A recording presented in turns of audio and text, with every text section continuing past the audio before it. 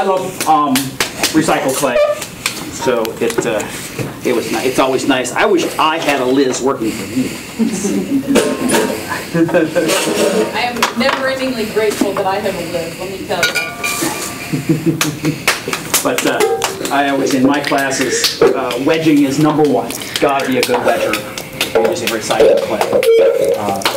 A lot of the potters I know will just use clay right out of their pug mill, but they know what's going in it.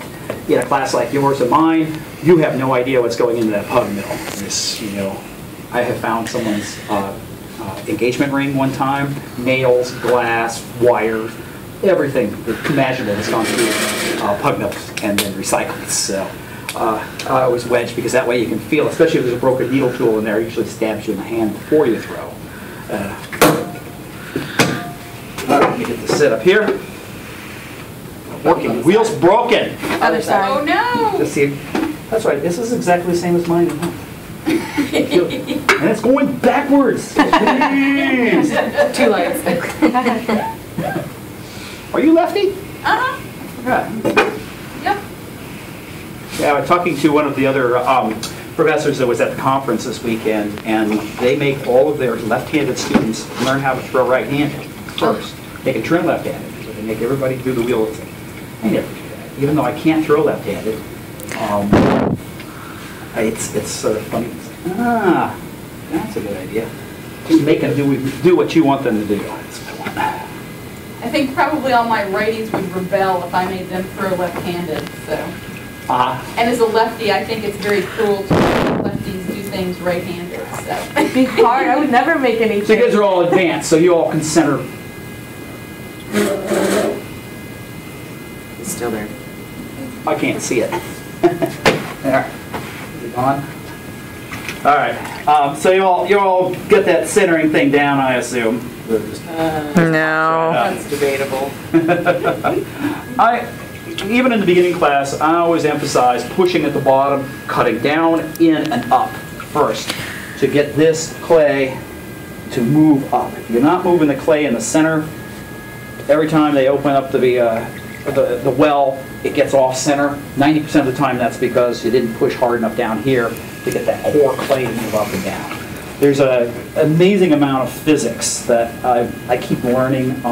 Joyce Michaud, who's at Hood College, is one of those physics potters. She can explain in detail what clay is doing at every stage of the process. And I'll show you one of the things I learned from her when we do plates. But yeah, just getting the clay flowing, getting the matrix, the structure of the clay particles lined up. You should be able to go up and down two or three times and then be ready to throw. It's centered in. And everybody throws and centers and opens differently. That's what I've noticed. I didn't cut my nails, by the way. How can I tell? It's because of those little pieces that shred off. We've got nail clippers and scissors if you want, Michael. So I always finish off the inside. I tell in my class, there's always this little bump in the middle, this little nipple of clay. So you always have to do a nipplectomy on the inside. So when someone's drinking out of the cup, there's no little wad of clay sticking up at you. Even though we're a private, church-affiliated college, we get pretty silly in the pottery class. Pretty inappropriate is, I guess, the proper term. Maybe it's just me.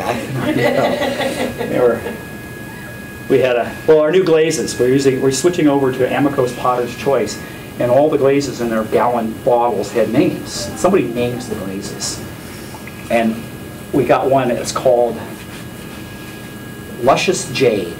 And I said, what are they? They're naming these all after strippers. Because they're like bodacious something and luscious jade, and it was so funny. And it's almost all girls, and they were just howling.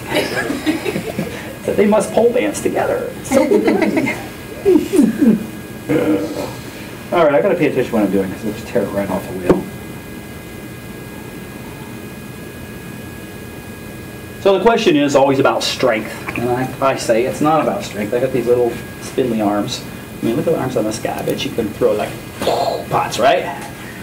It's all about, it is about leverage. It's not about strength. And that you know, got my feet on the ground, locked into the wheel, and locking my arms in, so that the more of this triangle is happening, the easier it is for me to move, you know, 5 to 15 pounds of clay around.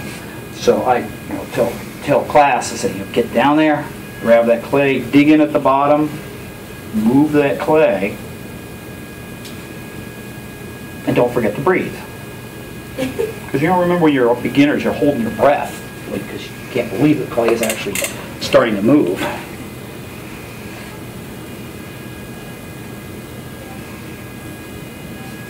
You can ask questions. I'll talk continuously for 2.5 hours.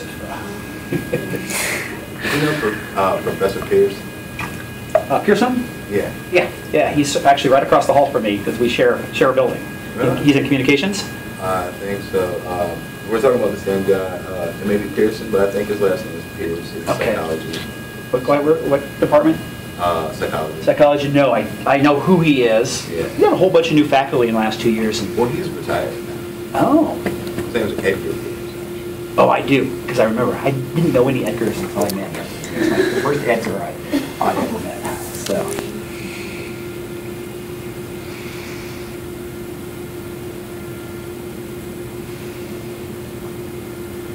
So our two schools get mixed up constantly, by the way. Are you pulling with the sponge or with your finger? Yes. Okay. I'm inside just fingers. Sponge is actually 90% of the pressure is those fingers. The sponge is just keeping me from sandpapering my fingertips down to the bone. So I'm putting a lot of pressure like that. So squeezing in. So it's just really, I'm using that tiny little bit of sponge right there to work the clay. And when you're pulling, do you have equal pressure on both? Yes. I have got almost exactly the same amount of pressure inside and outside. A little bit too much pressure on the outside, and your inside gets smaller and smaller and smaller, and often cut and twisted. So I've got to have that same amount of pressure on the inside to compensate for what's going on. I always slowing it down as I'm getting thinner and thinner. That way it doesn't fly out. And I would say, you know, there's always that support clay down at the bottom. Don't be afraid to push, and I use my middle finger down here, down on the bottom here. I'm going to push in and lift that clay into the body of the pot, because then you can get a lot more height. If I can get that little chunk of clay come up,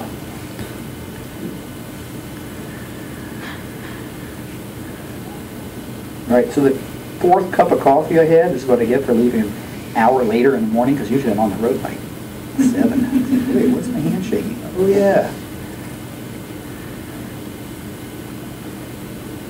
And you probably, I'm not really talking through what I'm doing, but I will work here, and as soon as I can get my thumb on the outside, I transition so that I can do the final pull right there, so that they're working together. And let me just see what we got down here at the bottom. And when I'm working, I'm literally leaning, my feet are flat on the ground, and I'm leaning on my arm with my fat right here. It's keeping that arm from moving. So this is really stable. So that, and I'm holding on with this. So at almost every point, my leg, one of my legs is holding on to the wheel, but I'm leaning here or leaning in, or if I'm standing up, because I have to stand up sometimes when I'm doing taller pieces. But I also really pay attention to the contour. I'm out here looking at it, making sure that it's shaping the way I want it.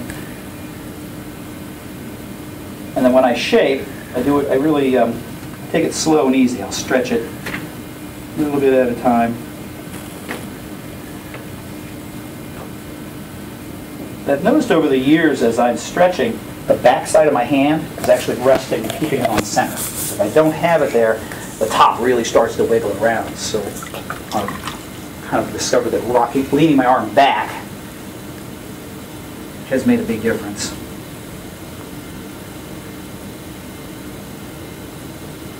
You mean it's touching like the back side of the clay? Precisely. So this, you see all this clay back here, it's coming from the opposite side. And I'm not pulling on it, it's just resting back there enough that it helps just keeps it on center. Because the more I stretch it, the more likely I'm going to pull it off center. This is like the piece I always do for the first pot in every demonstration is one of these vases. Get that done. And I know that you all, I have to remember I'm talking to advanced people, so you already know all of this. But, always take the swimming pool of water out of the inside before you're finished. Yeah, that I do The know. bottom sucks right off your pot. And then I do my finish work. Once I've got the body done, I might play with it.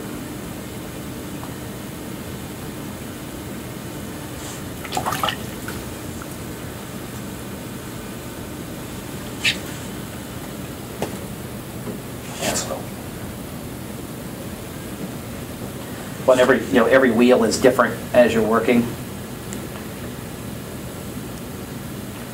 It took me a really long time to get used to my wheel because I bought one of these after using a ancient 1960s Shimpo that had a crank, didn't have a pedal. And even though I've been teaching on these wheels, I never owned one. I kept reaching down with my hand to do the adjustments.